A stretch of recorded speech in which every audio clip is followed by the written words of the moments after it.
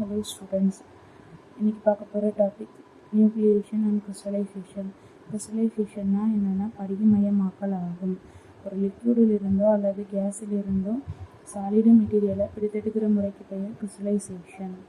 இப்படி solid separate ஆகும் பொழுது அதில் உள்ள ஆட்டம் ஆர் மாலிகுல் ஹைலி அரேஞ்ச்டாக ஒரு கிறிஸ்டலைன் ஸ்ட்ரக்சராக ஃபார்ம் ஆகும். It is called crystallisation. Mechanism of crystallisation: supersaturation, nucleation, crystal growth. Supersaturation செறிவூட்டப்பட்ட நிலையை ரீச் ஆனதுக்கு அப்புறமும் ஒரு சொல்யூட் சாச்சுரேட் ஆச்சுன்னா அதுக்கு பேர் சூப்பர்சாச்சுரேஷன். தென் நியூக்ளியேஷன் பர்த் கிறிஸ்டலுக்கு பேர் தான் நியூக்ளியேஷன். ஒரு கிறிஸ்டல் ஃபார்ம் ஆகிற ஸ்டார்டிங் ஸ்டேஜ் நியூக்ளியேஷன்னு சொல்லுவாங்க. இந்த நியூக்ளியேஷன் 2 டைப்ஸாக இருக்குது: ப்ரைமரி நியூக்ளியேஷன், செகண்டரி நியூக்ளியேஷன். இதில் ஹெட்டரோஜீனியஸ், ஹோமோஜீனியஸ்னு 2 வகையாக ப்ரைமரி நியூக்ளியேஷனை பிரிக்கிறாங்க.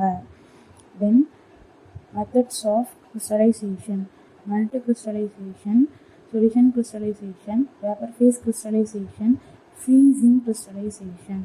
மல்டி கிறிஸ்டலைசேஷன் ஒரு லிக்யூடை ஹீட் பண்ணி கூல் பண்ணதுக்கப்புறம் அதில் ஃபார்ம் ஆகிற அந்த கிறிஸ்டல் ஃபேஸுக்கு பேர் தான் மல்டி கிறிஸ்டலைசேஷன்.